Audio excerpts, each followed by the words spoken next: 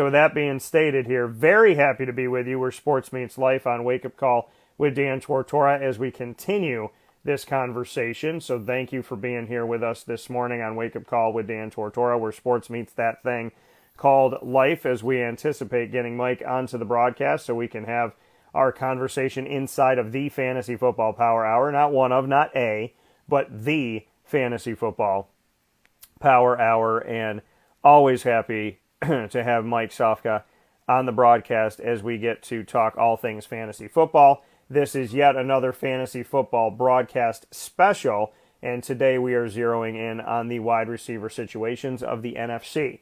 We've done a video that brought you every single quarterback situation in the NFL for the 2022-2023 season. You got every quarterback situation in one episode. And in the next episode, we did the running backs of the NFC, and then we did the running backs of the AFC last week, and now we have the wide receivers of the NFC, team by team, division by division, so that you can continue to stay in touch with us and get the information when you need it. We are a virtual library for you, Mr. Mike Sofka and I, and we love being your virtual library and love hanging out with you. So with that being said, Mike, how are you? I'm doing wonderful. How are you, Dan? Doing really well, and I appreciate your patience this morning as I flipped out about Draymond Green a little bit. So I do appreciate that, but I'm always happy to have you here. We got the NFC. Mike is here at HallOfFameFantasyFootball.com, myself, WakeUpCallDT.com, and our joint connection of Winning Fantasy Football, the group on Facebook, where we have a giant, I call it our giant Thanksgiving table. Our Thanksgiving table is open year-round. Anybody can sit at it, and we welcome discussion. We ask you to justify your opinion, be respectful, and beyond that, have fun with us. So you can join us in the Winning Fantasy Football group on Facebook. It's very easy, and it's free, so make sure that you do that. With that being stated, Mike, we are jumping into the NFC wide receiver situation, and I'd love to get your thoughts as we start off the conversation here on the wide receivers of the what your take is when we take a look at the NFC North is where we'll start. And we start in alphabetical order, and that's how we go through this thing. So taking a look at the Chicago Bears, first and foremost here, at their wide receiving core, what are your thoughts fantasy-wise on what they have to offer this season? Yeah, I like Chicago. I like what they got going on. I like Justin Fields a lot. It's hard for me to fall in love with any of these receivers here. I mean, maybe a Darnell Mooney is my wide receiver 3, but Equanimous St. Brown, Byron Pringle, Dante Pettis, Tajay Sharp, and Simba Webster, who's a return guy and really a better defensive back than he is a receiver. I know they drafted Velus Jones in the 3rd round, but this is a guy who really played just special teams in college. Yeah. There's a reason why he's playing only special teams in college, and you draft him in the 3rd round. Yeah. I'm kind of avoiding this except for Darnell Mooney with the maybe as my wide receiver. Yeah, I mean, I think Darnell Mooney, there's outside of him, Byron Pringle comes from the Chiefs. I had to put him on my team in a really, really deeply. It was actually one of the leagues you and I were in together, and I just needed a body. And it didn't pay off by any stretch of the imagination. Well, he's there now from Kansas City, Velus Jones Jr., and then Equanimous St. Brown. He's not caught on anywhere yet. Tajay Sharp is a former higher draft pick by the Tennessee Titans. Daz Newsome, I covered when he was in college. Dante Pettis, there's nothing to write home about here. Darnell Mooney from Tulane, I love it. Covering Tulane and covering the American Athletic Conference, I have a lot of respect for them and the work that they do, and I have a lot of respect for their head coach, Willie Fritz, who's won everywhere he's been, and I think made 3 straight bowl games before not making one this year. So, I like the Darnell Mooney piece of it off of the world of fantasy because I'm a supporter of Tulane. But in reality, he is a 3rd wide receiver on your depth chart. If that, you need to just let these Chicago receivers go. And if you're a Chicago Bears fan, you should know better. That's what I'm going to say. Even if you're a Bears fan, you should know none of these guys are a guy that you're going to make some hay with, especially not right now. You need to wait and see what they do. Now, Detroit, Amon-Ra St. Brown is there. DJ Chark from the Jaguars, who never caught on, is there. Another high draft pick. Jamison Williams, a high draft pick this year, is there coming off of an injury. And so you have Jamison Williams from Bama-Lama. Roll Tide, roll Tide, roll Tide. And then you have Josh Reynolds, who has come in, Quintus Cephas, Khalif Raymond, and some of these other guys that had spent some time there last season. So, really, honestly, it's anybody's game. Amon-Ra St. Brown is not a household name. DJ Chark is not a household name. And Jamison Williams is probably the household name of this team, and he hasn't played it down in the NFL. So what are your thoughts, Mike? Yeah, I like Jamison Williams. I like him a lot. 4.25 speed out of Alabama. This is a guy who's been in one of the top programs in the country and been one of the top players on that team. So yeah, I'm gonna put a lot into this guy, and they did already, and they're gonna make an effort to get him the ball. I think DJ Chark, like you said, didn't pan out, but some of that was his ability, and I don't mean his ability athletic wise. I mean his availability. He wasn't always there, and when he was, sometimes he disappeared. Or was that a subject of Jacksonville's poor quarterback play over the past several years? Yeah. Well, where does he go? To another team with a poor quarterback, Jared Goff. And the future don't look any brighter. They're going to be investing in a quarterback this year. It's supposed to be more of a quarterback-rich class, if you would. Amon-Ra St. Brown, I think he's better than his brother Equanimous, but I don't think he's that much better than a lot of other guys. Quintez Cephas, Josh Reynolds, Khalif Raymond. These are like also-ran guys. These are like fifth receiver type guys in the NFL, all in that one little bunch there. Like, I don't know if I see a lot here. I like Jamison Williams. I really like him in a dynasty league situation, but I'm not going to invest in him higher than my wide receiver 3, simply because of the quarterback situation. And as a rookie, he's going to get thrown into some situations that, are going to be different for him. So the number one situation that's going to be different for him is going from Alabama, used to winning all the time, Yeah. to Detroit, where it's not so much. Yeah, and that's the thing that he's going to have to, it's roll tide to having the tide roll in on you. So this is going to be a different experience for him, but he's the best option. So he's a guy that you take later on, right? Some people are just very leery about taking rookies in general, so you can capitalize on somebody, second guessing themselves about it. But you wait in the draft, let it go. He should be a later round draft pick for you.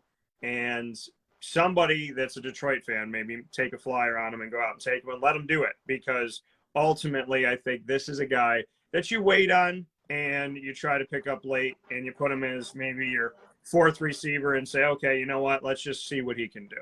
And I'm totally fine with telling you to do that. But beyond that, these first couple wide receiver groups that we have, speaking on the Detroit Lions and before that the Chicago Bears, not a lot to write home about. Between the two teams, maybe two guys, and those two guys right now, at best, Darnell Mooney of Chicago and Jamison Williams of Detroit are probably your third or fourth options and should be drafted later.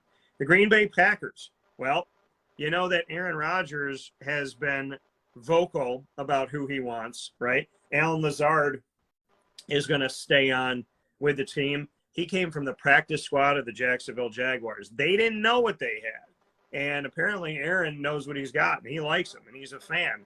Christian Watson comes from North Dakota State. I just spoke with the commissioner of the Missouri Valley Football Conference that has North Dakota State in there. North Dakota State, mind you, folks, has won 9 of the last 11 opportunities at an FCS national championship. Sammy Watkins is there. Randall Cobb, also in Green Bay, coming back for another year after the public, not so quiet approach by Aaron Rodgers to say, hey, here, you know what? I don't like the fact that they made some moves that I didn't sign off on. By the way, I'm going to tell you all the moves. Here's my laundry list. How much time do you got? And then within 3 days, they brought back Randall Cobb, which is ironic because within 3 days of signing Aaron Rodgers to $50 million a year, they lost Devontae Adams. So Allen Lazard, Christian Watson, Sammy Watkins, Randall Cobb. Some of this gets me excited, and some of this makes me think, yeah, but Devontae Adams isn't there anymore. So what are your thoughts? Yeah. Do you know how old Randall Cobb is going to be week 1 this season? 32 years old. Now I get it. Rodgers has a liking to him. He likes Allen Lazard too, and I like Allen Lazard. I've had an opportunity to spend time with Allen Lazard. He's a great guy. You know, a lot of people didn't even know who he was coming out of Iowa State, but you know, I was well aware of who the guy was, and I'm well aware who Christian Watson is. You know, I do this thing every year, the Adjusted Explosiveness Index, where it takes the measurables, the metrics from these rookie wide receivers from the combine, and it mathematically figures them out before the draft as to who's going to be the top receivers that you should invest in. It works well for Dynasty especially, but we're looking for guys who are this year's Chase Claypool, this year's DJ Moore. These are some of the names that were consistently at the top of that list when I work out that metric, the Adjusted Explosiveness Index each year, which, by the way, you can catch that at the website, halloffamefantasyfootball.com. Shameless plug. Look, Christian Watson was near the top 3. I'm not going to tell you exactly where. You are going to have to go to the website and check it out. But if you're in the top 3 on that list, I'm going to take a gamble on you in Dynasty. I'm going to roll with you. And I'm probably going to get value with Christian Watson. He's tall. He's lanky. He comes from a winning program. The colors are similar. I mean, this is a situation where he can get in there and make Aaron Rodgers fall in love with him, like Aaron Rodgers fell in love with a Randall Cobb, like Aaron Rodgers fell in love with an Allen Lazard. Sammy Watkins, where is he at in his career? Juwan Winfrey hasn't caught on yet. Amari Rodgers, you going to step up this year? They draft Romeo Doubs out of Nevada. I think he's going to get on the field, but I'm not highly invested in any one of these guys in a redraft situation. Maybe an Allen Lazard as a 6th receiver or flex if I have the roster room. But I just don't. I like Rodgers. I like the Packers. I like the whole thing. This is a more muddled mess committee situation in my mind for now. I think next year Christian Watson is the guy to own in redraft. I don't know.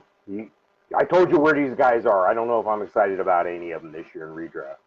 Yeah, I think Allen Lazard, now that Devontae Adams isn't there and he rose from, obscurity on a practice squad to the number 2 receiver simply because, obviously he put the work in and Aaron Rodgers saw it and appreciated it. So, we take a look at him and say, okay, well, he's the number 1 guy on the chart right now.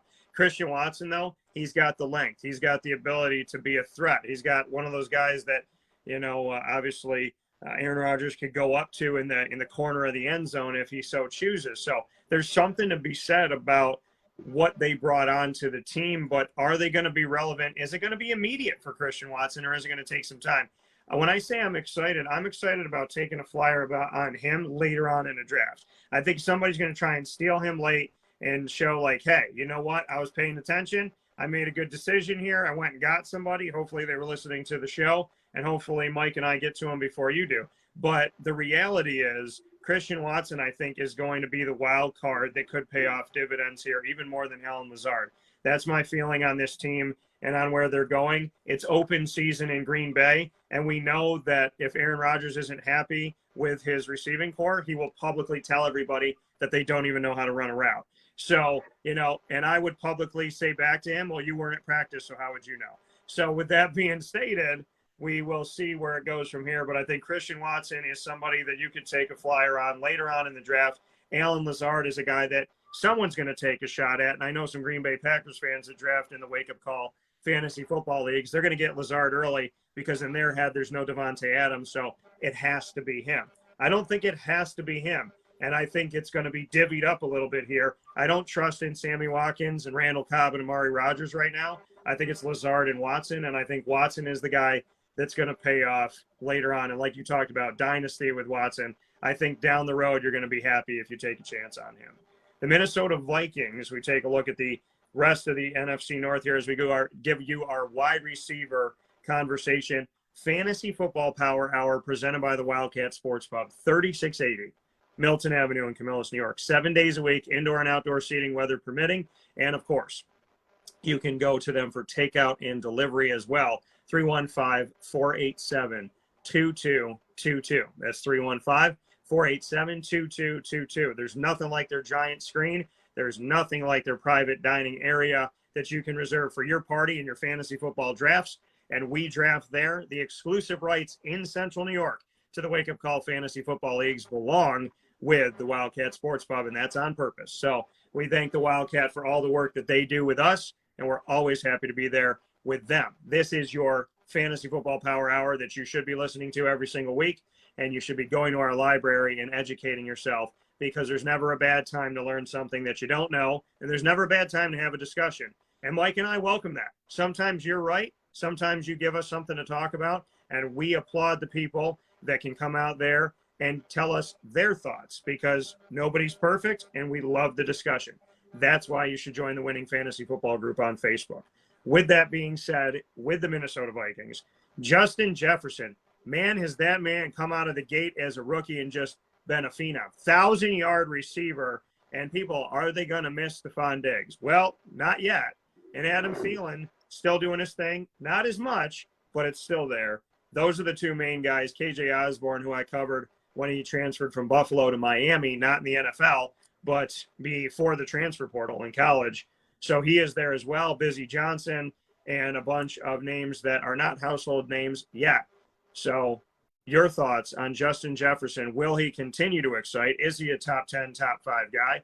And where does Adam Thielen fall? Yeah, I like Justin Jefferson. Heck, if it wasn't for Cooper Kupp, who's a freak past couple years, Justin Jefferson would easily be the number one receiver in the league. Number one guy you should take, whether it's a dynasty startup or redraft.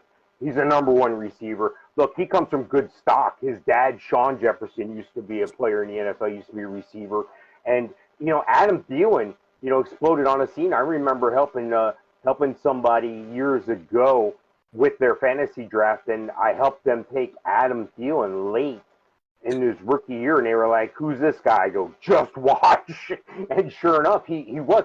See, Justin Jefferson is of a different stock than Adam Thielen. It's just different. You could see the difference. It's a difference between great and elite. That's where they are. And that's where they are now. Just Adam Thielen's on his way down. Of course, Adam Thielen supplanted Stephon Diggs there for a while, too. So it's just the natural attrition there. Adam Thielen isn't much better than Justin Jefferson by far. I got Justin Jefferson as the number 2 receiver right now, ranking, whether that's redraft or dynasty. I got Adam Thielen in the high 20s, 28 or so. Now, they're going to have KJ Osborne in the slot, which he's a journeyman type player. Albert Wilson is in the role, too. BC Johnson is there. I don't know. Jalen Naylor, I think if he can get on the field, 4.52 speed out of Michigan State, if this guy can get on the field, maybe they could find a way to put him in the slot instead of Osborne, or maybe put Adam Thielen in the slot, which may be the answer, and put Naylor on the right side opposite of Jefferson, 2 real quick guys on the outside there. So, the way I look at it, Justin Jefferson's your guy. Adam Thielen, it's a luxury as a wide receiver 3. He's probably going to be overdrafted as a wide receiver 2, so I may stay away. Kirk Cousins, you like that? I like Kirk Cousins. He's usually in the middle there somewhere. Usually not going to wow you. Usually not going to, disappoint you too greatly either. They got a great running game with Dalvin Cook and Alexander Madison. So I think that Justin Jefferson, again, is a top receiver. If you have an opportunity to take him, go ahead and take him. Yeah, I think this is a guy that some people might take in the first round of your draft, and if not, coming up in the second round for sure. He's going to be the guy that is within those first 10 picks, 12 picks of your draft, I would imagine should be. So I like Justin Jefferson a lot. I like Adam Thielen. And Adam Thielen, he kind of came out of nowhere. And then he had a good couple seasons. And now it's Justin Jefferson. So the question is, how much do you want to spend on Adam Thielen, so to speak? And how much are you willing to put into him? And it's an unfortunate, right? Because he kind of had his flash in the pan, and now it feels like it's the Justin Jefferson show. And that's what Justin's done. You can't fault him for doing that. But I think Justin is a first-round pick in your fantasy football draft, if not an early second-round pick. I think Adam Thielen, people will draft higher than should be, but I think, third or fourth round, you pick him up because he is a question mark. He's good, but he's a question mark, and Stephon Diggs has found life without Adam Thielen. Justin Jefferson has been able to do it. So I think that, the Adam Thielen train felt good, but was that a sleeper chain that now, went from waking up to now being, back asleep again? And that's the question that we kind of have to ask ourselves here. So that's where we sit with him. But Justin Jefferson is an absolute must for you without question. With that being said, we head off to the NFC North in this coverage of every receiving core in the NFC of all 16 teams in this episode alone. And so we have Drake London, who was just drafted 8th overall. You and I called that pick out of USC. Olamide Zaccheaus is moving up the depth chart, and he is somebody I covered from Virginia. And then from there, I'm not kidding with you, at the depth chart I'm looking at right now, there are 12 receivers trying to get in Atlanta to be that third guy. Brian Edwards, Auden Tate, Damiere Byrd, Kaderol Hodge, Cameron Batson, Frank Darby, Geronimo Allison, remember him from Green Bay, Austin Trammell, Tyshawn James, Stanley Berryhill III, Jared Bernhardt, and, of course, the man that's suspended for at least a season, Calvin Ridley. What is your take on the situation in Atlanta and the fact that they have 14 receivers going into training camp? Yeah, Atlanta's definitely a team that's in transition. I know we talked about running backs previously here, but watch out for Cordero Patterson as a premier receiver on that team. He does both. And Kyle Pitts, he's the number one receiver. Drake London's going to be the number one receiver down the road. He's just not the guy that's going to be a number one receiver on your fantasy league this year. There's going to be an Atlanta fan who's going to overdraft him. I got him as a bottom end wide receiver 3 right now. He's number 36 on my 34 on my rankings here. But you're right. I like these guys in certain situations down the road, but these are committee guys like Brian Edwards, Olamide Zaccheaus, Kaderol Hodge, Auden Tate, Damari Byrd. Again, another team with also ran receivers. It is what it is. I get it, though. You need hopefully, out of 14 guys, they're going to find 5. They're going to find, that top third of the group there to be able to do something.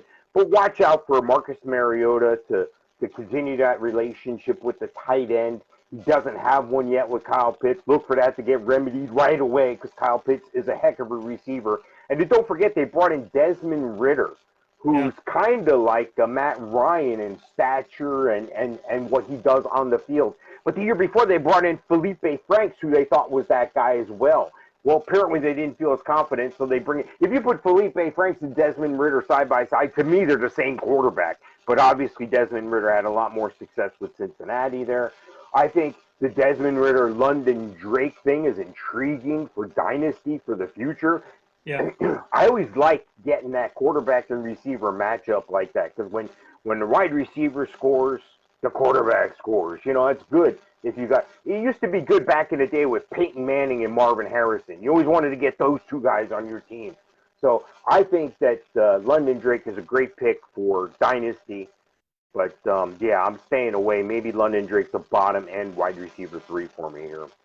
Yeah, and I think Drake London, and you brought it up, Cordero Patterson, that's what I was thinking of, is that he's the wide receiver, even though he's the running back. And it's going to be interesting to see, depending on where you do your leagues, we do ours through ESPN, what are they going to have?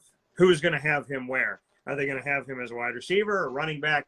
If you have limits on what you can draft, is he going to be in that window and what's that going to look like? So we shall see from that because he's kind of a wild card there, a true flex guy. But, Drake London, I think down the road maybe, but I think I would pick Christian Watson over Drake London as a right now factor. Kyle Pitts is the factor. That's the guy. And Drake London might be able to help you out, but they're trying to figure out what they're doing. It eventually will be Desmond Ridder's team, and Marcus Mariota has the reins as of right now going into training camp. So we'll see where that goes. But Atlanta, is still a giant question mark, hence why they have 14 receivers on the depth chart. We go to Carolina. DJ Moore, I'm still waiting. Robbie Anderson, I'm still waiting. Terrence Marshall Jr., sophomore season coming up. Rashard Higgins. Brandon Zylstra, I think is where we're going here. Yep. And then we have a bunch of other guys, including a man who has a fantastic movie name, Charleston, like Charleston, South Carolina, Charleston Rambo. So I love that. Rambo and the Charleston, I'm feeling it. It's good stuff. But Robbie Anderson and DJ Moore, Terrence Marshall Jr., those are your guys. And last year, those were your guys. And last year, I didn't feel great about anybody. So DJ Moore might make you feel good sometimes, but his consistency puts it into question for me. Also, the fact that they change quarterbacks like underwear and they just keep adding guys. So what's your take on Carolina? Yeah, I like the situation Carolina's in, actually. I like DJ Moore. I've always liked him. He was near the top of the adjusted explosiveness index back in the day. When was that? 18, I think. 2018 when he was a first-round pick. You got Robbie Anderson, who was the number one guy at the Jets, but they had a quarterback problem. So what do? They remarry the quarterback and the receiver together in Sam Darnold. And then Terrace Marshall, I think he showed a little bit of something last year. I think he's a guy to look out for in the slot. He could surprise some people. But the guy that I'm really going to focus on, the only guy I'm really going to focus on is DJ Moore. I got him, where do I have him ranked? I think he's 14. Yeah, he is. He's 14 on my ranking. He has the capability, and he has the situation where he can get in the top 10 in receiver for you this year. He can be a surprise wide receiver 1 at your wide receiver 2 position. So look for that. Sam Darnold, I'm not sold on that. You know who I am sold on? Matt Corral. He could be this year's Davis Mills. He could be the guy that plays sooner rather than later and puts some okay game tape out there and then gives you some hope, something to build on. And don't forget, they have the best receiver on the team, in my opinion, Christian McCaffrey. And should he be healthy, this is a team to be reckoned with. I think it's receiver-wise. I keep an eye on all these guys, especially if Matt Corral plays. Because if Matt Corral plays, that means one of two things. The season's already going downhill, or there's something wrong with Sam Darnold, like he's on the field. Get Matt Corral on the field. You got speed. You got great receivers, I think, who have tremendous upside. They're not tops to everybody's list right now, but that's why we're talking about them now. They can be tops on that list. And mark my words, by the end of the year, Matt Corral will be a quarterback in this league that's playing, and those receivers will all be standing tall and looking good. Again, still DJ Moore is your wide receiver too. Yeah, DJ Moore, and I'm going to talk to you like this. I don't always feel the consistency week to week, but he's one of those guys where I may not feel great about the pick, but you need to draft this guy. Because when you look at his numbers, 3 years in a row, he's played in the league for 4 seasons. In the last 3 seasons, he's a 1,000-yard receiver. Not just a 1,000-yard receiver, he's a 1,100-yard receiver. 1,175 in 2019-20.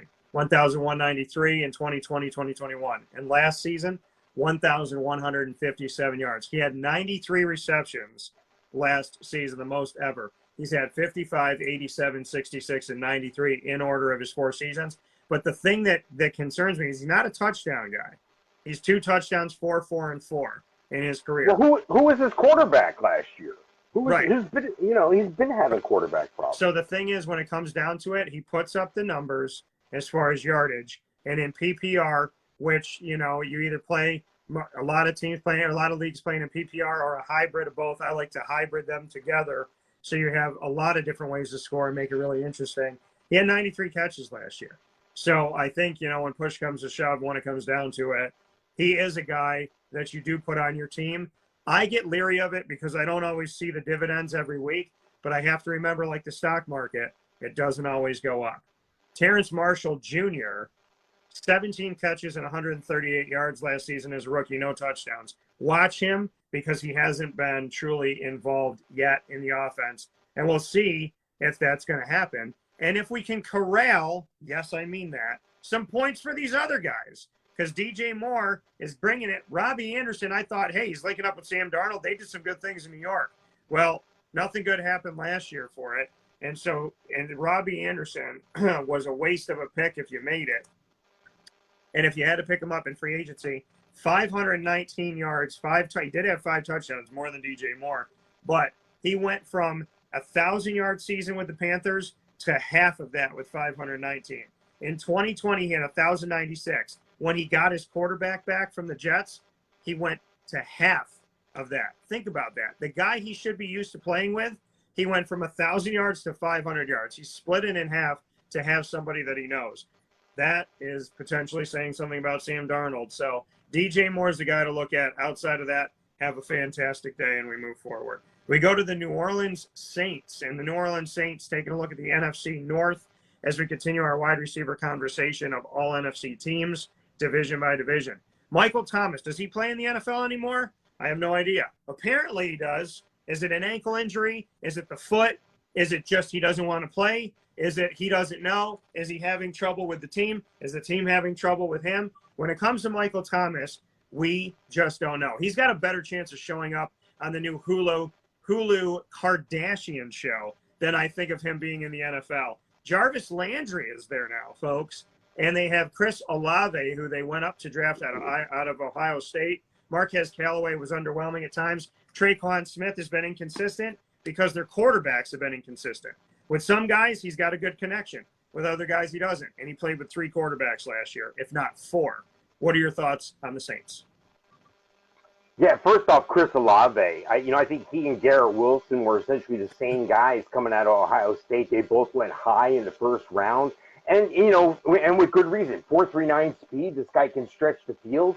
This guy is he's a great wide receiver, and I like him. Olave may be better than Garrett Wilson. The jury's out on that. But, you hit the nail on the head in Michael Thomas. He's missed 26 of the past 33 games. So, Dan, in the last 2 years, if you didn't show up to do what you do 75% of the time, where would you be? You wouldn't be on a team. You'd be on the street. I mean, I don't understand. So I wouldn't be surprised, and go ahead and mark this tape right now, I wouldn't be surprised if Michael Thomas is cut before the year even starts. I'll just leave it at that. I still have confidence in him in some way. I want to have confidence in him, but I'm not sure the team's going to have confidence in him when they look at the youth movement around him. Jarvis Landry's on his way down in his career. Marquez Callaway's always had stretch-the-field potential, but not enough. Traquan Smith, like you said, inconsistent. Deontay Hardy. Kevin White. There's a name that was an also-ran, a guy who, you thought was going to be an elite receiver in the league. So, yeah, I'm looking for Chris Olave. They don't have a tight end. They have Jameis Winston, who can throw 6 touchdowns in a game. 3 of them will be to the other team. Yeah. Andy Dalton is a guy that may be a dark horse in all this because they don't want Taysom Hill at quarterback anymore. They want to put him at tight end.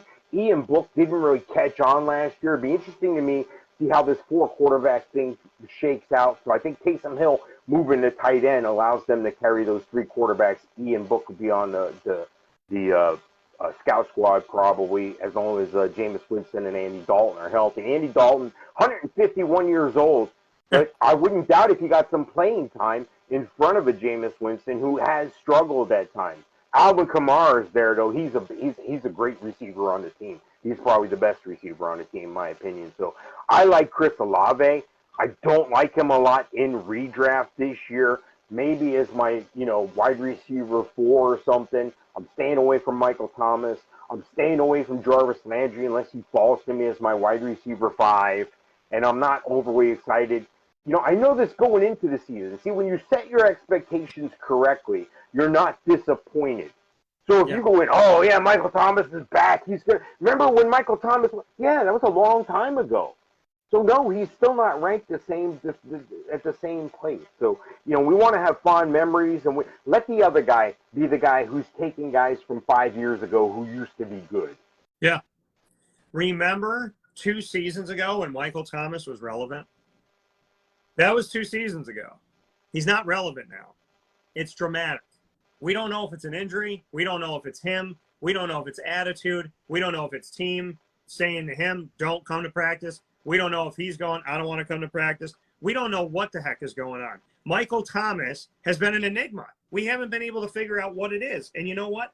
Somebody's going to draft him in your league this year. I know someone's going to draft him in the Wake Up Call Fantasy Football Leagues. And they're going to do it. They're going to wait.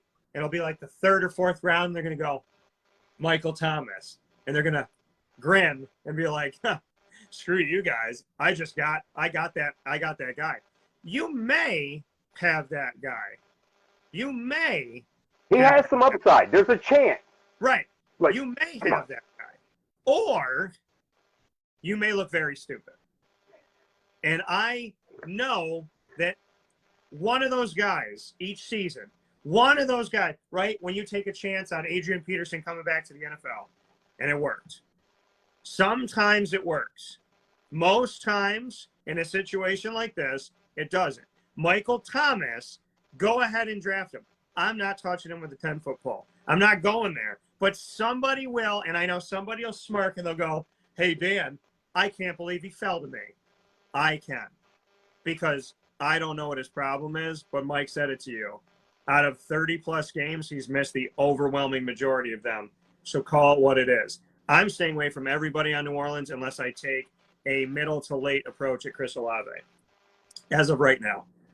And I like Traquan Smith. Covered him at UCF. Big fan. But I want to see something before I go and make the pick. I could be a fan, but I'm trying to win a championship with my fantasy football team. The Tampa Bay Buccaneers, final team in the NFC South. Mike Evans, Chris Godwin, Russell Gage, Rashad Perriman. Both of those guys are back. Scotty Miller's back. Grayson is back. Tyler Johnson as well. What are your thoughts on this situation? Are Evans and Godwin still on the same line? Are they like 7 and 8, 8 and 7? How do you look at these two guys? Are they still that high up, and are they even, or has somebody separated themselves? Yeah, it's not. Let's just call it what it is. Mike Evans is the better receiver out of Mike Evans and Chris Godwin. It was thought that maybe Chris Godwin would be passing him up. I don't think that's the case. Mike Evans has been a stud ever since day one. I remember watching him at Texas A&M. The guy's just a beast. He's a tall receiver. He can go up and get the ball. He's got hops. Chris Godwin's a speedster. He's a perfectly capable receiver as well. I'd be proud to have either one of these guys on my redraft or dynasty roster. There's a tremendous drop-off after that point, though. Russell Gage is going to start in a slot? I don't think so. I think it's going to rotate with Rashard Perriman, Cyril Johnson, Tyler Johnson, who's blazing fast and always seems to, when he gets on the field, make a play. Scotty Miller, same thing. I know that Tom Brady really likes Scotty Miller a lot. And Jalen Darden, he's a speedster. Wears number 1 on the team and returns kicks. If you're wearing number 1 and you're returning the punts and the kicks, you got a jet on your back, and they're trying to figure out a way to get you on the field. Unfortunately, it's not going to help many people in redraft or dynasty with Mike Evans and Chris Godwin taking up everything. And don't forget, they're probably going to bring Gronk back in the fold here. Cameron Brate's always been a touchdown magnet. So, if you're looking for overall production in a combo league, you could do a lot worse than Mike Evans and Chris Godwin. Right now, I have Mike Evans number 8 on my ranking. I have Chris Godwin number 22. Yeah, we take a look at this. I'm actually putting it up right now for you all on social media. I love to do this, and those of you know we put up polls pretty much every single week. We try to do throughout the year. So you can go and vote in this poll right now. It's going to be up for an entire week, so Mike and I will be able to talk about it on the next show. I would love for you to share your thoughts with us in this poll question, which is, which one of these Tampa Bay Buccaneer wide receivers would you draft before the other for this 2022-2023 fantasy football season? Would you draft Godwin before Evans or Evans before Godwin? I want to hear what you say. Here's the numbers. Mike Evans, so you can vote in that on Twitter right now, @CallDT. Follow me on Twitter, @CallDT, and vote today. So Chris Godwin and Mike Evans by the numbers. Godwin first. Chris Godwin, 98 catches last season, 1,103 yards, 5 touchdowns. Mike Evans, 74 catches, 24 less, 1,035 yards, 14 touchdowns. So Evans is the touchdown guy. Godwin is the reception guy, but both of them are almost equal as 1,000-yard receivers. They're both worth having on your team, but you said it well, Mike. Mike Evans was the guy, and Chris Godwin was coming up, right? And people thought, wow, he wasn't a household name. Mike Evans coming out of college, so people were thinking, hey, But Chris Godwin, it wasn't like that. And then he got right there, and could he? And then he didn't pass him. So yeah, now, but Mike Evans missed almost 2 full games last year. One game against New Orleans, he only played 17 snaps. He had 1 reception for 14 yards, and he missed the Carolina game, weeks 15 and 16. So you factor that back in, I'd rather take Mike Evans all day long. yeah, and that's the thing that comes down to is that Godwin had that potential, right? And he was doing that. He was right here. And we thought maybe last year, right? We had him back to back, but then it didn't happen. And so you got to continue to watch this, and we will see where we go from here. Both of them 14 touchdowns. 14 touchdowns for Mike Evans last year. 14. 14-5. Okay. Godwin. 1,000 yards and teams in the touchdowns, you're number 1 wide receiver in the NFL. Yeah, and I think Mike Evans, where some people maybe got a little bit nervous, a little bit concerned about, is Godwin going to take his place? Mike has proven over the years that that's not going to happen. He's played longer, and he's still relevant.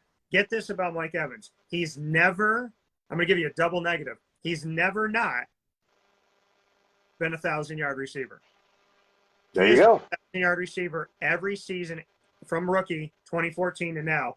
1,051, 1,206, 1,321, 1,001, 1,524, 1,157, 1,006, and 1,035. He has never had a season in the NFL where he hasn't been a 1,000-yard receiver. In the case of Chris Godwin, he's been a 1,000-yard receiver twice.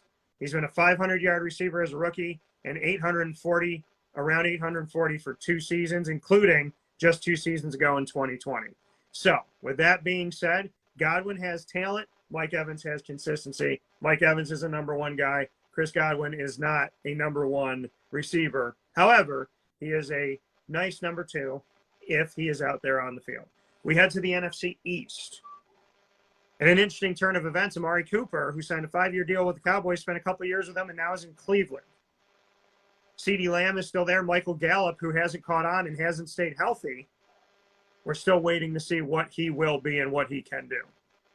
So, CeeDee Lamb, Michael Gallup, James Washington there from Pittsburgh where he never caught on. And the beat goes on, including a guy named Ty Freifogel, who's on the team. Awesome name. So I think that's like the person at McDonald's who is the fry king, who knows how to flip them right. He should be called the Freifogel of the month. But here we go with CeeDee Lamb and Michael Gallup. What are your thoughts? Yeah, I like CeeDee Lamb a lot. If you have a chance to get CeeDee Lamb, by all means, he's a wide receiver 1. He's number 6 on my rankings here. Then there's that tremendous drop-off. They just brought Dalton Schultz back. Well, he's back at camp. I don't think he's finalized his contract yet. That's a bit of tension right there in Dallas. They need him. They don't have anybody else, really. But CeeDee Lamb's the guy. They're going to try James Washington in the slot, which I'm not sure about that. I think they should just go ahead and put I think they should put Michael Gallup in the slot and put Jalen Tolbert on the outside there as soon as he's up to speed and capable. Jalen Tolbert, this is a guy who's going to be a stud in the NFL if they play this right. Out of South Alabama, he runs a 4.49, which is pretty fast. He's got deceiving speed, though. Like, he doesn't look that fast, but all of a sudden he's by you. They brought in a Ty Freifogel. I like that name, Freifogel, like you said. Simi Fehoko. Yeah, I don't think I'm drafting any of these guys. I'm after CeeDee Lamb, and then we'll see what the heck happens after that. Yeah, I mean, CeeDee Lamb is worth it. And again, here's the question mark: can he do it without Amari Cooper?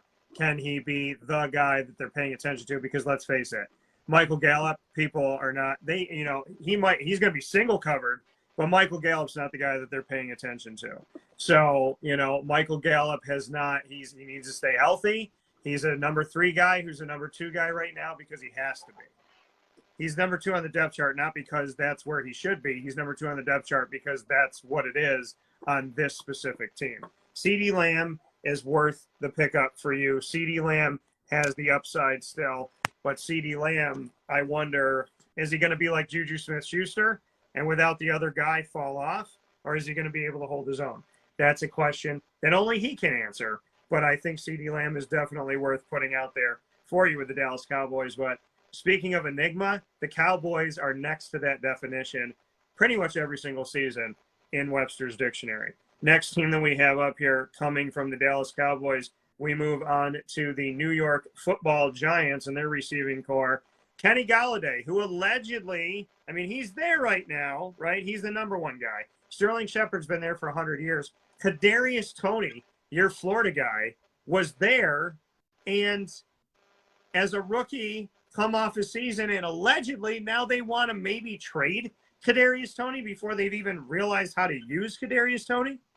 Darius Slayton was a high draft pick. He's still there. Wan'Dale Robinson, another young guy on the team. C.J. Board, I covered him. He came from the Jacksonville Jaguars and had made some hay for a little while. Colin Johnson also came from the Jacksonville Jaguars. So they got a couple Jaguars guys that were lower on the depth chart. And they have Austin Proehl from the North Carolina Tar Heels, the son of Ricky Proehl, who played many years in the NFL, including with the Rams. So your thoughts on Kenny Golladay, Sterling Shepard, and did they already piss off a guy in a rookie contract this early into his contract where, like, if I'm Kadarius Toney, do I even want to play there? So what are your thoughts?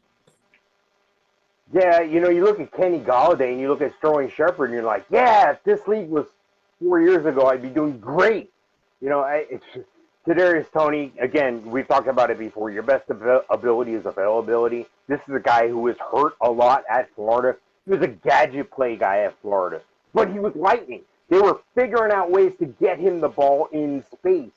That was the problem. He was in space, and he would never get out of bounds, like avoid contact. He would deliver contact sometimes. So this is a guy who's a good football player, but he's not really a crisp route runner. I think Gettleman panicked a little bit when Devonta Smith got picked in that draft, and he was like, oh my gosh, I need a wide receiver, and he picked Kadarius Toney. I think he should have dropped a little bit past the first round because of that. But he has the tools, he has the measurables, and every coach is great, and I can coach this guy, and Bill Belichick has that, but he delivers on it. Oh, I can turn that guy around. He was a head case elsewhere. He won't be a problem here, and he'll play, and they usually deliver in New England. This ain't New England. Okay, these are guys that are decent receivers. They got to find a way, though, to get these guys a little motivated and get them on the field. A Richie James can contribute. A Darius Slayton. The guy I'm most excited to see, though, is a Wan'Dale Robinson. I thought this was key that they were going to go ahead and take a trade offer for Kadarius Toney to get whatever they could get for him to get rid of him, because I don't think they like what they got. I don't look. A Florida Gator. I love the guy. I like the guy. I like cheering for him back in the day. I don't think he's a number one receiver in the NFL, and that's what you want when you draft a receiver in the first round. You want him to eventually be your number one. I think Wan'Dale Robinson has the chance to be that guy out of Kentucky. This guy was a gadget player, but he's fast. He's confident. He can cover a lot of ground. Short field guy. This is the guy you want. But boom, touchdown. So I like Wan'Dale Robinson. I want to see him get on the field. I'm probably not drafting any of these guys unless they fall into my lap. Maybe a Kenny Golladay or a Sterling Shepard as my fifth or sixth wide receiver. Yeah, Golladay last year, taking a look at everything here. Kenny Golladay, no touchdowns. Kadarius Toney, no touchdowns.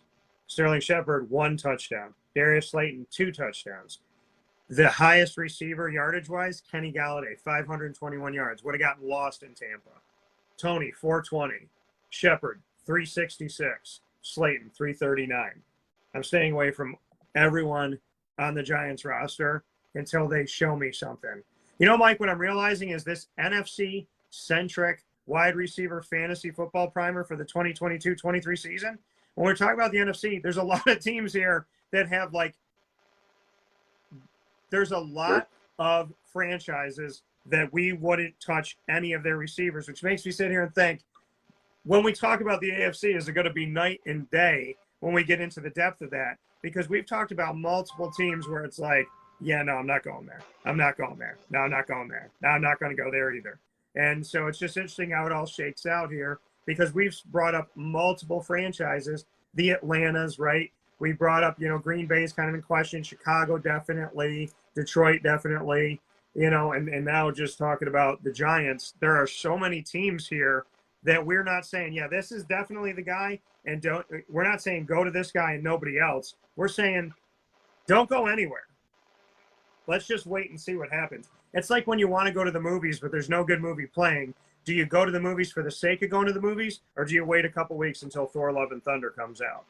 Wide receivers for the Eagles, the guy that didn't want that the Titans didn't want to pay, A.J. Brown, Devontae Smith coming off a good season, and then they have Jalen Reagor still, who they went high on a couple of years ago, Greg Ward Jr., who was a quarterback at Houston. They got transitioned over. What are your thoughts? Yeah, we talked about Devontae Smith before with the situation with the Giants feeling like they were handless forced to take Kadarius Toney at that point. Philly did themselves a tremendous deal by getting A.J. Brown. I think he is capable of being a top 10 receiver. I do have him downgraded a little bit because of Jalen Hurts at the quarterback. So he has the upside to be a top 10 receiver. I think he's the best receiver on the team. I think he's better than Devonta Smith. Quez Watkins, maybe he's going to see the field a little bit. Jalen Reagor, that guy's a bust. They wasted a high first-round pick on him. Zach Pascal could be a contributor, as is Deion Kane and John Hightower. I like the measurables there. It's just, the other guys in front of him are a little bit better. So where I'm at is just A.J. Brown. A.J. Brown's the guy I'm going to look to. A.J. Brown's number 15 on my ranking here. Again, he has top 10 upside, but because of Jalen Hurts, I got to see something more here. I got to see some connectivity. Maybe that'll happen in the middle of the year. Maybe you won't get A.J. Brown, and maybe week 6 he'll start to make that connection with Jalen Hurts. Maybe you could trade for him real cheap. Maybe somebody took him and was like, oh, man, this is a bust, and they want to get out, and then, boom, he takes off after that point. So I'm going to take Devonta Smith as a bottom-end wide receiver 3, maybe a wide receiver 4, hopefully, if that's where he lands to me. A.J. Brown, again, top 10 upside. So he has the upside to be your wide receiver 1, wide receiver 2, mid-round wide receiver 2 for me. And, Dallas Goedert's the touchdown guy. He's the tight end there. And we need to see something from Jalen Hurts. And is Miles Sanders going to stay healthy? That all contributes to it. It's a team for a reason. Yeah. I like A.J. Brown. Yeah, A.J. Brown, by the numbers, first 2 seasons in the NFL, 1,000-yard receiver. Last season, 869. Had 5 touchdowns, only had 1 of his 3 seasons get double digits in touchdowns. And he has had 52 receptions, 70 and 63 in year 1, 2, and 3, respectively. So A.J. Brown, he does bring it, and he does give you something. His numbers aren't great. He's not a true number 1 guy, but do I think that he can fill out the role of number 1 in Philadelphia better than what they've had in recent history? I do. And do I think that somebody might draft him and do exactly what you said? Get sick of waiting? Yeah. And I think if you hold your patience there and you hold on to A.J. Brown, I think it's going to pay off down the road. Devontae Smith, this could make him better. As a rookie, 916 yards, 64 catches, was targeted 104 times at 5 touchdowns. So Devontae Smith, look for him to be a factor this season, and maybe even more so with having A.J. Brown there. And I agree with you on Jalen Reagor, 299 yards last season in 17 games played. So nothing to write home about, and had 2 touchdowns last season receiving. We head to the Washington Commanders. Terry McLaurin, Curtis Samuel, Jahan Dotson, who they drafted. I told you the Eagles would go high on Jahan Dotson. And what happened was Washington traded up in the draft, and right around the time that I thought Philly would take him, it was the next pick that Washington did. So for those of you that thought that Jahan Dotson out of Penn State wouldn't go high, well, he went right around the exact spot where I had him going. So he's there now. Curtis Samuel and Terry McLaurin. Terry McLaurin's proven that he can play with any quarterback, and he might have to because they change them all the time. Carson Wentz, Taylor Heineke, and Sam Howell, I think all 3 of them will be under center at some point this season. What are your thoughts on what that does to the receiving corps? Yeah, I think Terry McLaurin is a guy who could be a top 10 receiver fantasy-wise. Could be a wide receiver 1, but not this time. Not so fast, my friend, as somebody would say. Terry McLaurin is speed. He's a great receiver. Curtis Samuel was a great receiver. He was injured. Put him in the slot. We'll see what he's got. There's talk that he could be a dark horse guy that could really take off this year. Jahan Dotson, he's got some wheels. This is a 4-4 guy out of Penn State. I like him as a receiver. I'm not sure I like the quarterback, Carson Wentz. Up and down, inconsistent. Like you had mentioned, Taylor Heineke, Sam Howell. All 3 of those guys could be the quarterback here. you got a Logan Thomas or a healthy John Bates that could be the touchdown vultures there. So I'm just really not sure of what I'm getting here. I got Terry McLaurin downgraded because of the quarterback situation. He's my number 19 receiver, so a bottom end wide receiver too. Jahan Dotson and Curtis Samuel, those guys are in the high 50s and 60s on my ranking just because of the whole situation. Like I said, with Carson Wentz, so Curtis Samuel being out, Jahan Dotson being a rookie, I can't count on those guys. Now I'm going to keep an eye on those guys. Don't get me wrong. I'm also going to keep my eye on the Curtis Samuel situation. Are they going to mix in the Diami Brown? Is Antonio Gandy Golden finally going to show up? I mean, there's a lot of unanswered questions. I'll keep an eye on the situation, but Terry McLaurin's the only guy that's draftable in my opinion. But again, he's a bottom end wide receiver too for me. Yeah, you know, and I just, and we're having the conversation about Mike Evans here. It continues on Facebook and it continues on Twitter at CallDT, just to let you all know. It's 100% that people would take Evans before Godwin right now in early voting. 100% of you said I would draft Evans before Godwin and not the other way around. So we'll see where it goes from here. Terry McLaurin, I mean, we shall see with Terry McLaurin, right? And what is going to happen at this point for him. So this is going to be, I mean, they're talking about Terry McLaurin being a trade target right now and that he could go to the Bears and what that, you know, if that could happen as he's in his rookie contract currently, I think that would be a mistake. I think Terry McLaurin's been one of the only consistent things about the inconsistent Washington Commanders who didn't even consistently have a name for the last 2 years. So I think the best thing for them is keeping Antonio Gibson and Terry McLaurin. Terry McLaurin and he's not a number one guy for me, but he's a number two. And I think Jahan Dotson has some upside to draft late. So I think if Terry McLaurin is with the Washington Commanders, he's head and shoulders the number one guy. And I think Jahan Dotson has a chance of doing something, and Curtis Samuel could, but Curtis Samuel is not the guy that I would trust to take on my team, draft, and keep there. He's not somebody that I would entrust with a draft spot. He's somebody I would look at after the draft. But, I mean, Terry McLaurin, if Terry McLaurin is there, then Terry McLaurin is the guy that you draft out of Washington. Final note here, the NFC West. The Arizona Cardinals. DeAndre Hopkins, if he's healthy. Marquise Hollywood Brown. A.J. Green decided to come back for an unprecedented 117th season in the NFL. And Rondale Moore is coming in as a sophomore. Your thoughts? Yeah, you know, nobody's. I mean, did you mention DeAndre Hopkins? I mean, he's on the team, right? Or is he? Or what's going on? I said DeAndre Hopkins if he stays healthy is the first thing I said. Yeah. Yeah, it's funny though because you don't see him on any of the depth charts anywhere. If you float around and follow stuff, I don't see him on any of the depth charts. But I'm still going to grade him out. I mean, he's still a receiver in the NFL as far as I'm concerned. He's still on the Cardinals. So yeah, he's suspended until week 7, so that's probably why. Yeah, but at the same time, there's some value there. He's a guy that you normally take as a top receiver, but you got to understand, where do I take him? So if he's suspended till week 7, is he even worth a pick at that point? You know, somebody's going to take him. Somebody's not going to know about the suspension, draft him way high. Then somebody in another draft you're in is going to snake him somewhere in the mid to late rounds, and they're going to look good because they already have depth at receiver.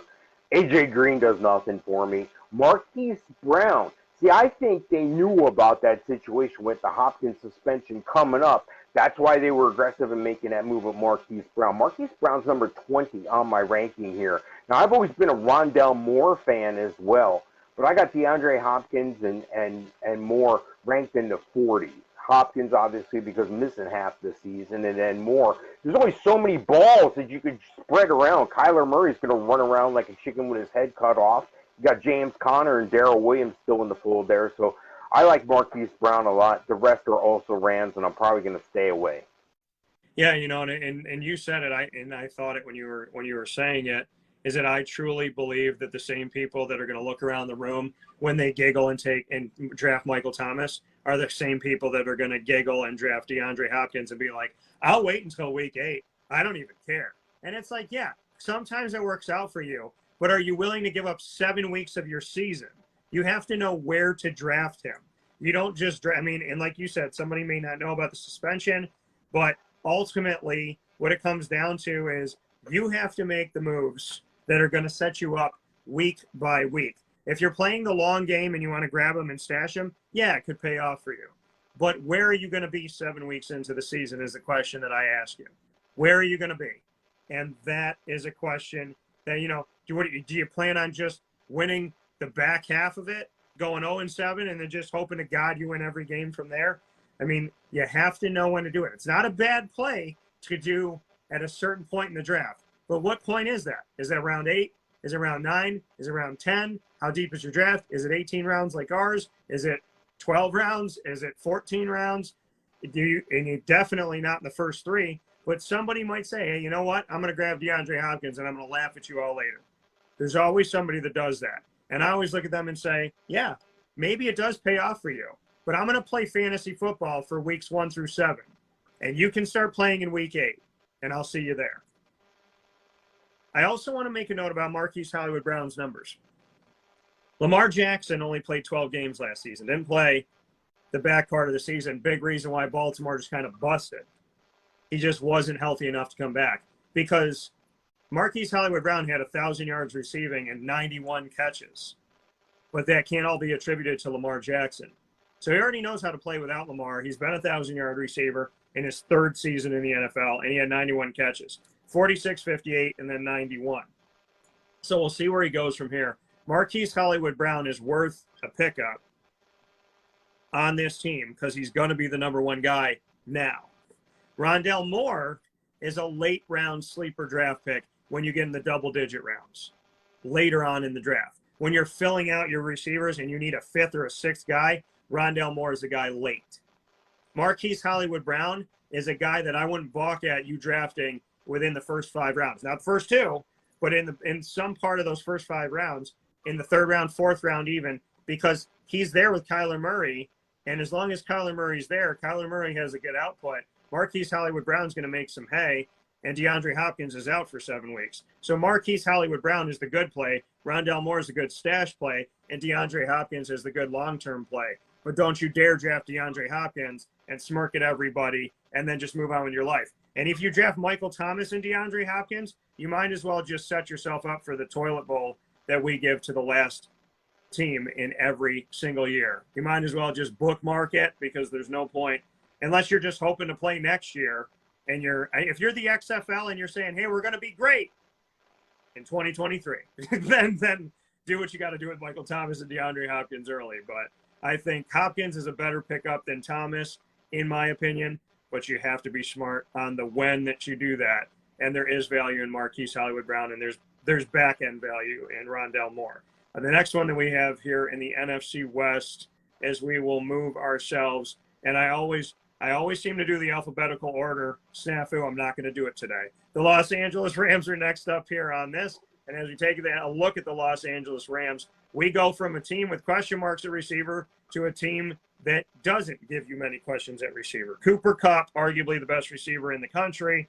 And then you have Allen Robinson, who just bounced in. Van Jefferson. Because we have seen the disbursement of the Robert Woods and company, now all of a sudden, Cooper Kupp even more has the reins of this. Allen Robinson was a high draft pick by the Jaguars. He was a former number 1 guy in Chicago and in Jacksonville. Let's see where he goes from here. Van Jefferson's the young gun. Tutu Atwell is there as well, and people forget about Tutu Atwell and what Tutu Atwell can bring to the table. And I'm going to say it as much as I can because I like saying the name Tutu Atwell. But he came to you from Louisville, and so let's see what he brings here to this offense that has proven that a lot of guys can eat. What are your thoughts? Is there anybody relevant beyond Cooper Kupp? Well, yeah, I think especially if I draft Cooper Kupp, I'm going to go back in late in the draft for probably one of my last picks just before my defense and kicker. I'm going to probably take up a Van Jefferson. Look, you got Matt Stafford and an explosive offense. This is a guy who likes to throw the ball. If Cooper Kupp or Allen Robinson get hurt, who's the number 2 now? Well, it's Van Jefferson. He's the number 3, but he's playing on the outside because Kupp is so efficient from the slot. And that's okay. Van Jefferson. Where have we heard this name Jefferson before? His younger brother, Justin. You may have heard of him. We just talked about him. Who was their dad? Sean Jefferson. This guy has the pedigree. This guy was born to do this. So I remember he was playing at Ole Miss, and then he transferred to Florida after Ole Miss had some problems. And you could tell he was a pro receiver at that level there. Allen Robinson, I think he's got tremendous upside in this offense. I think he has the opportunity to finish as a top 10. That's with Cooper Kupp being the number one receiver. So this team could have two top 10 receivers a la Tampa Bay when they did it with Mike Evans and Chris Godwin. Yeah. So Cooper Kupp's the number one receiver. I got Allen Robinson at 17 right now. But I'm telling you, he's got a very high ceiling. This is a guy that I like a lot. I think Allen Robinson's going to show that he's still got it and that he wasn't used effectively in the past couple of years. Again, I like Van Jefferson, but he's number 56 on my rankings. I'm not going to get a lot of production. Everyone else is an also-ran. I'm not even looking at those guys. However, if I'm in a league that pays for returns, I'm going to take a quick look at Brandon Powell late in the draft. He's a great guy out of Florida as well. I don't want to look like a homer here, but he's a return guy. It's a guy who's undrafted, guy walked on, and he's a guy who proves he belongs on the roster. But I like Cooper Kupp, hands down, best receiver, best fantasy receiver for you. He was targeted almost 200 times in the regular season. 191 targets, 145 catches. Some people don't have 145 catches in their NFL career. 16 touchdowns. 1,947 yards. And Van Jefferson's numbers as a number two guy, not bad, Mike. 802 yards last season. 89 targets, 50 catches, and 6 receiving touchdowns. Van Jefferson, late pick. Cooper Kupp could be your number one overall pick. Could very well, a wide receiver, go above a running back and be your number one overall pick this season. I love me some Cooper Kupp. And you and I were talking about Cooper Kupp, and I started to get high on Cooper Kupp like 2 years ago. So I'm very happy to say that I didn't wait until the Super Bowl to go, hey, who's that Kupp guy? So you pay attention to this show. You get to learn a lot of stuff. I learn stuff from Mike every day. I learn from you, and hopefully you learn something from me, and we're all helping each other here. In San Francisco, the wide receiver that thinks he should be paid as one of the highest in the country, if not the highest allegedly, Deebo Samuel's still there. Brandon Ayuk is still there. And then we have Juwan Jennings, Danny Gray, Ray McLeod, who's bounced around coming out of Clemson where I covered him, and so on and so forth. Taser Mack is also on this San Francisco 49ers team. Taser Mack, interesting here, and in his connection, because I believe that him and I have crossed paths in his time. And so Taser Mack, taking a look back at this, I want to make sure that I'm right in what I'm saying here. Yes, he went to Pitt, so that's what I thought. So yeah, he went to Indiana and then went to Pitt. So Taser Mack and I have crossed paths, and so he's on the roster now in San Francisco. Your thoughts on San Francisco, and is Trey Lance the guy right now, and that's it? Is there going to be a mashup again of the situation in San Francisco? Are we going to still see Jimmy Garoppolo and Trey Lance? I know Jimmy's got to come back from injury. But what do you think about it? And Deebo Samuel, does Deebo play his heart out, or does Deebo sit it out? No, I think Deebo's going to get paid. I think they're going to try to continue to use him as a running back. The challenge is, he doesn't want to take all those hits. It's going to shorten his career tremendously. This is a guy who's aggressive when he runs the ball. They need to develop some more plays where they get him the ball more so in space. The problem is he's so good right out of the backfield, even on off-tackle plays and blast plays and belly plays. This guy seems to find tremendous gaps that nobody else can find. He's a rich man's Cordero Patterson. I mean, this guy's getting it done right, and they're using him right. The play calls are right every time with him when they give him the ball. It's like it's hard to explain. It's just he pops off the page. He pops off the screen when you're watching him play on TV. I like Deebo Samuel. He's number 7 on my wide receiver rank. Again, he's going to get you the yardage, both running and receiving. PPR league is going to be great there. Here's the challenge. Deebo Samuel, number 7 on my rankings. There's a bit of a drop-off after that on the team. Brandon Ayuk at a 42. They brought in a name I want you to write down here. Danny Gray. This guy has lightning speed at SMU. 4.33 40. He's an elite receiver. He has hands. He has routes. He's crisp. He has all the tools. He can return kicks as well. So Ray McLeod might be in trouble there. Their kick returner there. I don't think Jawan Jennings is long for the slot position. I think Danny Gray is a guy that keep your eye on. I don't think you should draft him necessarily. Depends on how things go between now and week 1.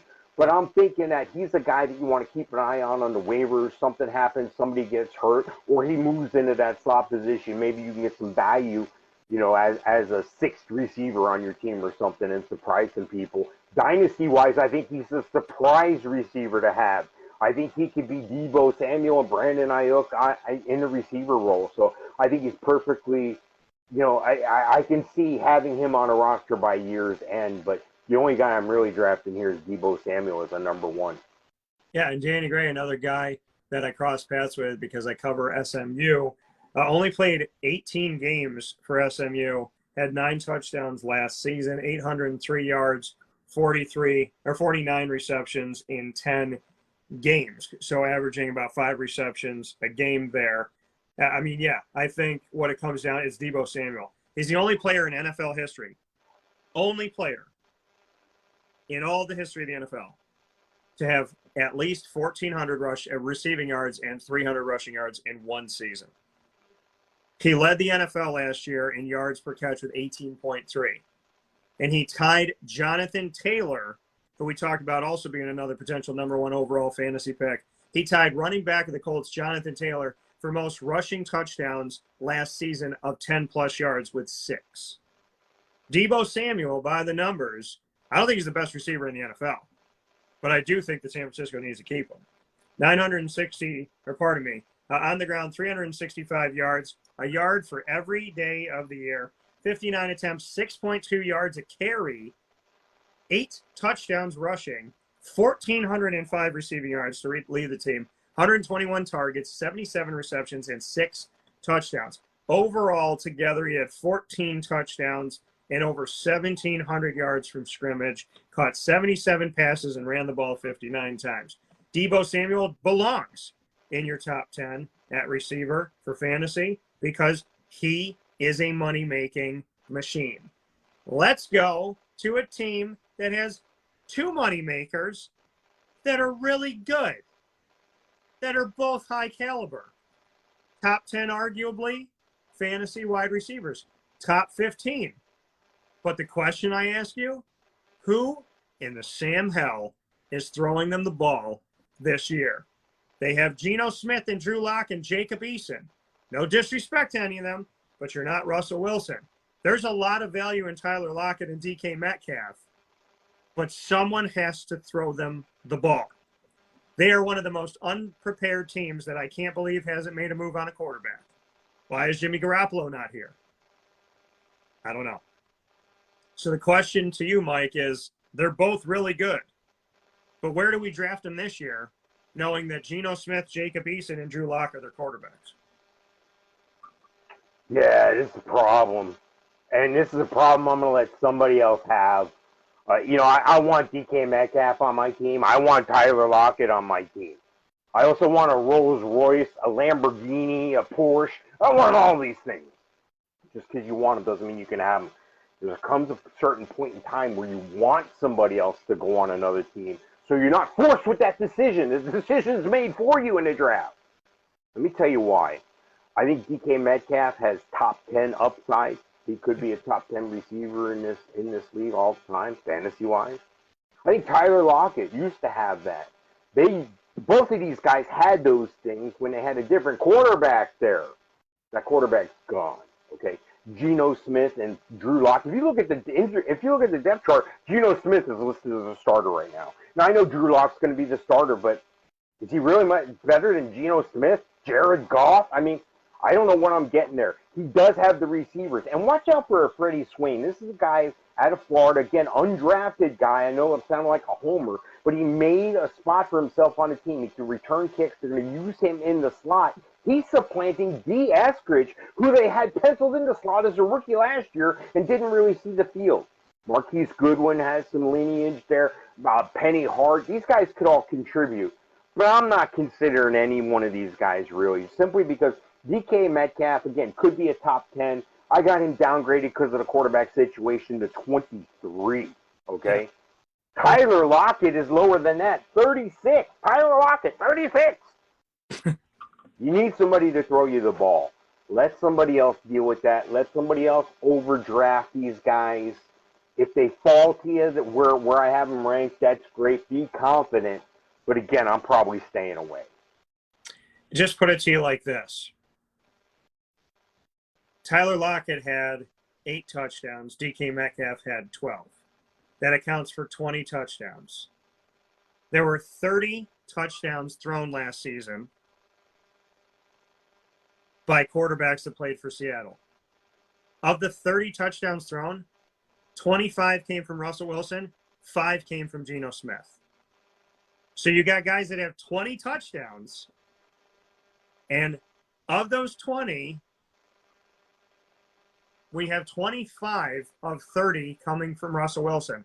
So more often than not, all of that, the majority of that output that you see, that you love, oh, Jan, Tyler Lockett had 1,175 yards. He had 73 catches. Oh, Mike, DK Metcalf had 12 touchdowns and 75 targets and 967 yards. With Russell Wilson the majority of the time. 30 touchdowns, 25 come from one of the quarterbacks not named Geno Smith. It's case in the point. Tyler Lockett and DK Metcalf, I agree with you. They're enticing. I want them. And I'm going to have to remind myself as I get the itch in the middle of the draft that they don't have Russell Wilson anymore, and they don't have a single quarterback that I would trust my team in the hands of right now. They're going to draft the quarterback next year like Detroit. They're just riding it out for the better QB class next year. Yeah, and you know what? Again, I'm for teams that want to play the year that we're in, not for teams that are hoping for something down the road, because tomorrow may never come.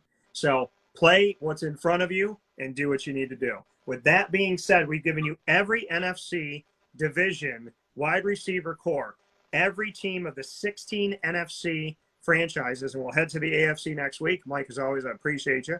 Hall of Fame FantasyFootball.com for Mike Sofka, WakeUpCallDT.com for myself, and together on Facebook, Winning Fantasy Football, just like we're together every week on Facebook with our Fantasy Football Power Hour, proudly presented by the Wildcat Sports Pub, 3680 Milton Avenue in Camillus, New York, open 7 days a week for indoor and outdoor seating as weather permits, and for takeout and delivery. Call 315-487-2222. You can also call that number to book their private room that has a massive screen and so much fun. It's one of the best places, from a team banquet to a concert to what we get to do on stage with all of our sports shows to our fantasy football drafts to your Christmas party. The fantasy football to Christmas to everything at the Wildcat. It all just makes sense and it all comes together. It's the perfect venue for any event that you have going on. Family friendly and always great to us. So thanks to Danny Tome and the team, and thanks to my team here with Mike Sofka, my ace in the hole. Mike, as always, I appreciate you, and I'll talk with you soon. Awesome. Thanks, Dan. I look forward to it. Take care.